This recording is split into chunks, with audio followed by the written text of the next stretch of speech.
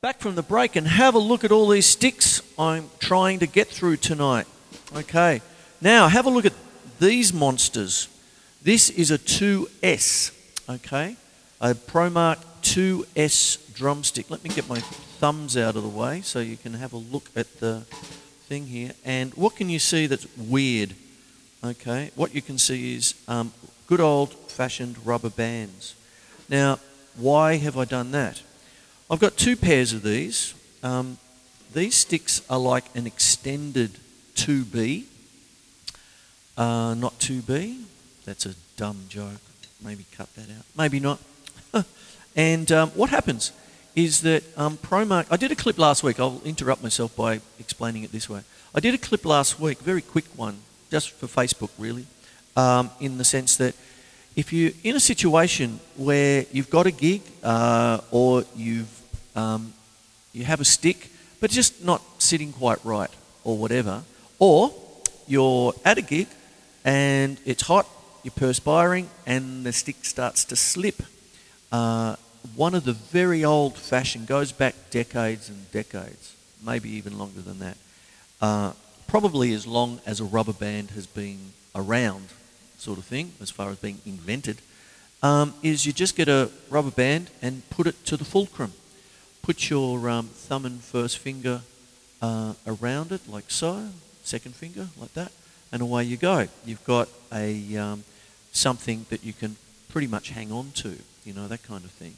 And the second thing is when the stick might be a little bit too forward in the balance, like this one, this 2S has a fairly short taper and a large tip, so it's going to go whack, okay? What happens? It's an extended 2B, so if 2Bs are heavy enough, it's longer. And what happens is sometimes it might be just, it's just a little bit too much, so put a couple of rubber bands on the back of it, okay? ProMark put out sticks with O-rings, kills the vibration a little bit so you don't get too much shock back up the arm or whatever. But what it does is just alters the balance slightly. So you've probably got a beautiful stick like this 2S, but it might be, just put a rubber band on it just to give it a little bit more, you know, balance, if you like.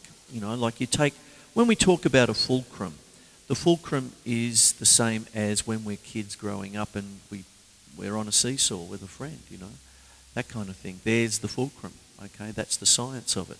But with a stick, you find the fulcrum, the point of balance, where you get the most amount of bounce. Right?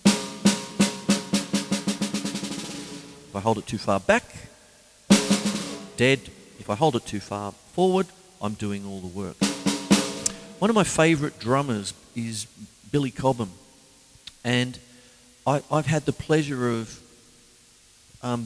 talking to him, being with him when he's been in Australia, filming him, and showing him my books, and he liked my books and he endorsed them.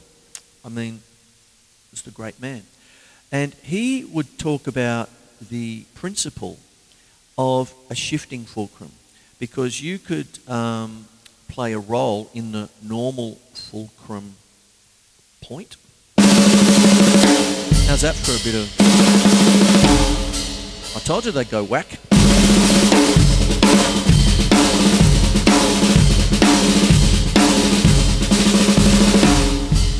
Bring the fulcrum up.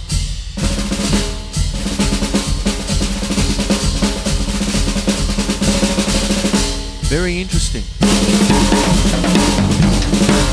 I'll tell you what, I'm going to change the sticks too now, and what I'm going to do is go back to my multi-sticks, the ProMark SD7s, because these are pretty much my go-to stick, okay?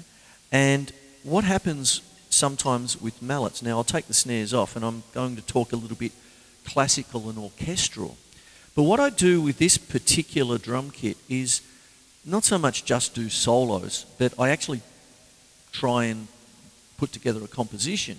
So there'll be times when I'm doing this.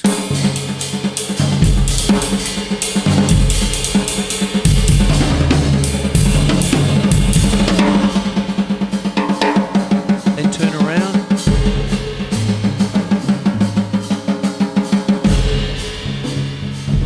And then with my left hand, I need to go over to the mallet because my right hand's already malletized.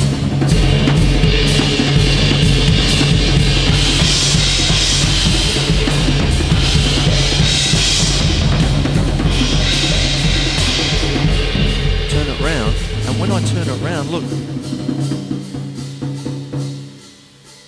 the fulcrum's changed, I'm more forward. Now this is because of that, okay? There's a little bit more weight at the back, so the fulcrum is a bit different.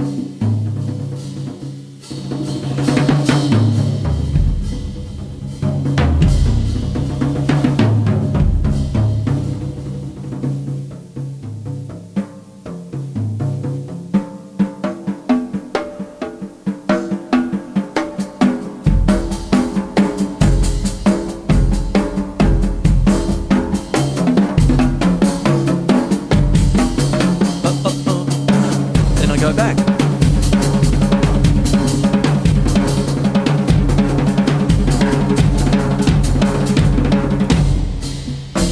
to that thing.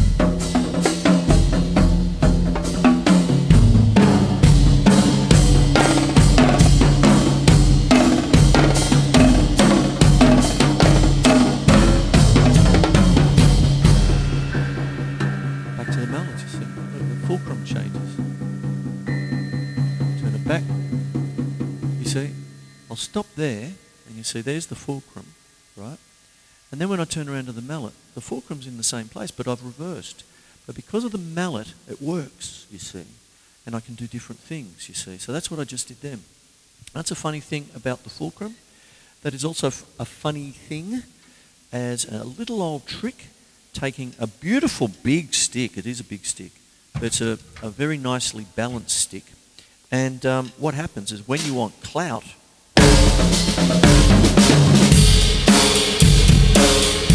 match grip,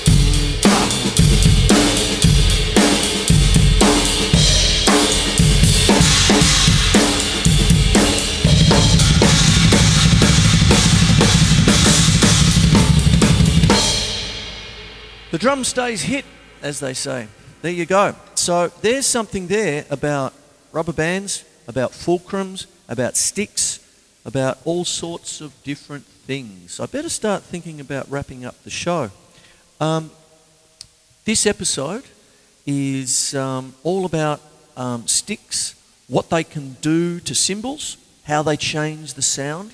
The choice of stick you make determines how you play sometimes, this kind of thing, depending on the taper and all this sort of business. And of course the tip. It can be a pretty scientific thing for just a little bit of wood, you see. Anyway, I hope you've gotten something out of this show. It's in 3 segments, and the 3 segments that I've done constitute the show, but they are 3 standalone segments in their own particular kind of way. And I hope you've been able to get something out of the information. Anyway, my name is Chris Quinlan. It's Melbourne Musos, the drum show, and it's all about sticks, Promark sticks, and these wonderful beasts. I've got a whole bunch of them. I've done reviews on just about all of them now, and I got a little shipment today, and my little, the one that I'm most happy about is the Dame Evelyn Glennie stick, because it took me into another thing. It took me into history, and it took me into being able to talk about that grand lady, okay? She is a dame for a reason. There ain't nothing like a dame. I knew I was going to sing that. But she is a wonderful lady and one of the great drumming ambassadors of the planet, okay? Dame Evelyn Glennie's stick is brilliant too. It's not just the fact that I'm a fan of hers. It's a great stick. It's a brilliant one. But they're all good. There you go. Anyway, I'll stop going over the top with that. As I said, my name's Chris Quinlan. It's Melbourne Musos, the drum show. Hope you got something out of it. I'd like to thank the boys at Daddario Australia for sending me all this stuff, in particular Danny Balderston and Mark Inglesi, who have helped me so much in the last couple of years with this kind of business. They've helped me revitalise the show, you know, that kind of thing. The show's been going since 1995, and thank you.